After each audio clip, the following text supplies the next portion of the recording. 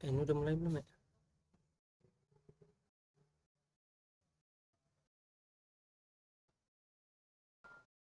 Mulai. Bismillahirrahmanirrahim. Assalamualaikum warahmatullahi wabarakatuh. Alhamdulillahirabbil alamin. Wabihi nasta'in ala umuriddin waddin. Wassalatu wassalamu ala asyrafil anbiya'i wal mursalin sayyidina wa maulana Muhammadin sallallahu alaihi wasallam wa ala alihi wa sahbihi ajma'in. Amma ba'd.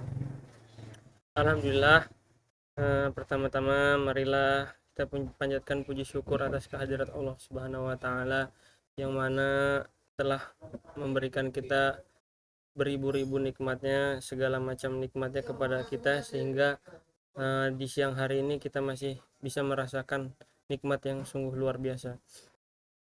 Sholawat serta salam tak lupa kita curahkan kepada junjungan kita Nabi besar, Nabi Agung Maulana Muhammadin Sallallahu Alaihi Wasallam, kepada para sahabatnya, para istrinya, dan para keturunannya. Nah, alhamdulillah, pada siang hari ini saya akan menjelaskan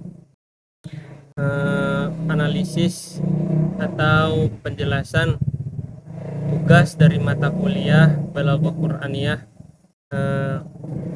yang diajar oleh Ustaz Dr. Muhsin Nawawi MA. Kita masuk di sini saya akan menjelaskan analisis dua ayat dari surah Al-Qur'an. Yang pertama ada surat Al-An'am ayat 127, dan yang kedua ada surat As-Sajdah ayat ke-19. Nah, yang pertama kita masuk ke surat Al-An'am ayat 127 dulu. Kita bacakan ayatnya. A'udzubillahi minasyaitonirrajim. Bismillahirrahmanirrahim. Lahum darussalami inda rabbihim wa huwa waliyuhum bima kanu ya'malun. Yang mana terjemahannya, bagi mereka yang beriman dan amal soleh disediakan darussalam atau surga di sisi Tuhan mereka, dan dialah pelindung mereka apa yang telah mereka kerjakan. Dimulai analisis balaghahnya. Di sini ada penggunaan lafadz lahum. Penggunaan lafadz lahum di atas dimulai dengan kata ini untuk memberikan penekanan bahwa balasan ini spesifik untuk mereka yang beriman dan taat. Syekh Zamakhsyari menjelaskan bahwa kata Darussalam memiliki dua dimensi. Yang pertama ada dimensi spiritual, menunjukkan bahwa surga adalah tempat penuh dengan kedamaian, bebas dari segala bentuk ketakutan, kesedihan, dan bahaya. Yang kedua ada menurut dimensi linguistik. Penggunaan kata assalam juga berkaitan dengan salah satu nama Allah, yaitu assalam. Ini menyiratkan bahwa surga adalah manifestasi rahmat dan keagungannya. Penjelasan Syekh Zamakhsyari ini diambil dari pada tafsir Al-Kasyaf yang merupakan karangannya beliau. Yang kedua yaitu lafadz inda rabbihim.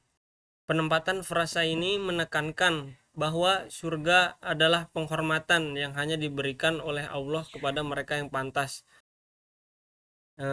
Berarti menandakan bahwa Allah menghendaki hambanya, yaitu ketika ia telah melaksanakan apa yang diperintahnya. Jika tidak melaksanakan apa yang diperintahnya, maka ia tidak akan diberikan surga.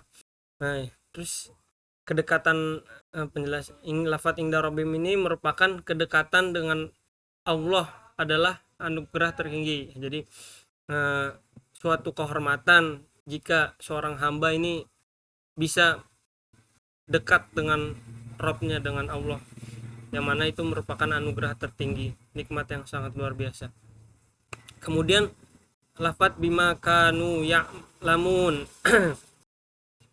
Al-Kasyaf, ini tafsir yang tadi, tafsir Al-Kasyaf karangannya Syekh Zamakhsyari menyoroti pentingnya amal soleh sebagai sebab masuk surga. Ini merupakan kunci daripada masuk surga, itu amal soleh. Nah, Penekanan pada kata kanu menunjukkan konsistensi mereka dalam beramal. Lafaz ini mengandung taklil, yaitu sebab akibat.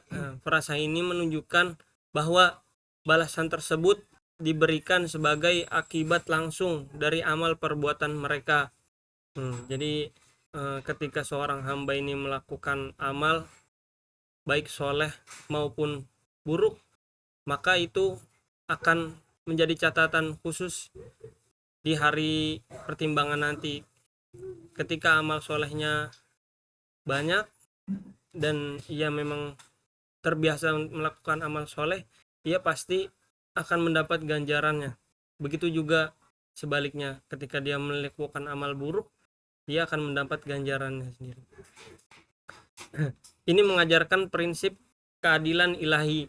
Ayat ini merupakan pengingat bagi manusia akan balasan Allah yang penuh rahmat bagi mereka yang taat dan beramal soleh. Yang kedua ada surat As-Sajdah ayat 19. Dibaca terlebih dahulu. A'udzubillahi minasyaitonirrajim. Bismillahirrahmanirrahim. Ammal ladzina amanu wa 'amilus sholihati falahum jannatul ma'wa nuzulam bima kanu ya'malun. Terjemahannya, adapun orang-orang yang beriman dan mengerjakan amal soleh, bagi mereka surga ma'wa sebagai tempat tinggal, sebagai balasan atas apa yang telah mereka kerjakan. Penggunaan amma pada ayat tersebut, lafaz amma, yakni memberikan kesan pembukaan yang menarik perhatian dan memisahkan antara kelompok yang beriman dan amal soleh dengan yang lainnya. Jadi ini memisahkan satu golongan dengan golongan yang lainnya. Yang pertama golongan orang yang beriman dengan amal solehnya, yang kedua golongan orang yang tidak beriman dengan amal mungkarnya. Penggunaan kata yang kedua ini, penggunaan kata majmu' lafaz amanu wa amilus sholihat, itu penggabungan antara iman dan amal soleh adalah gaya bahasa tausil atau penghubungan yang menunjukkan bahwa keduanya tidak dapat dipisahkan dalam kehidupan seorang mukmin. Nah, jadi identiknya seorang mukmin itu pasti salah satunya beriman dan yang kedua melaksanakan atau melakukan amal soleh. Nah, kemudian lafaz falahum jannatul ma'wa, tafsir Al-Kasyaf menjelaskan bahwa jannatul ma'wa adalah metafora untuk surga sebagai tempat tinggal yang aman dan kekal, dikhususkan bagi orang-orang yang memenuhi syarat keimanan dan amal soleh.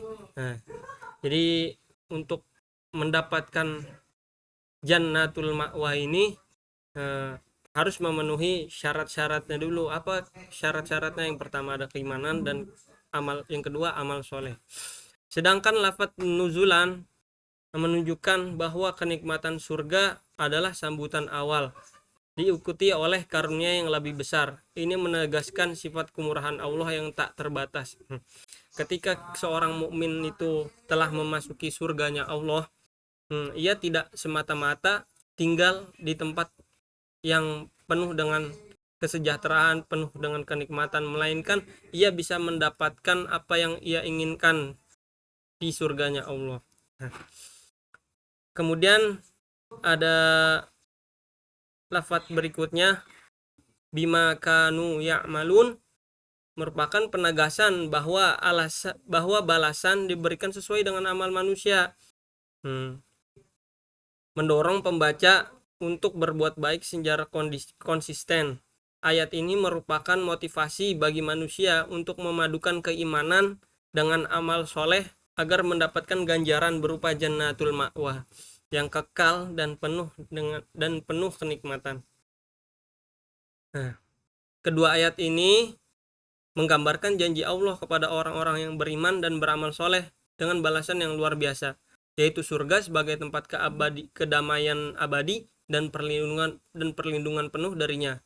Dalam Quran surah Al-An'am ayat 127, Allah menegaskan kedekatannya kepada para hamba yang taat, menjadikannya sebagai pelindung dan pemberi ketenangan. Sedangkan dalam Quran surat As-Sajdah ayat 19, surga digambarkan sebagai tempat tinggal kekal yang nyaman, menjadi balasan di atas perbuatan yang dilakukan dengan iman.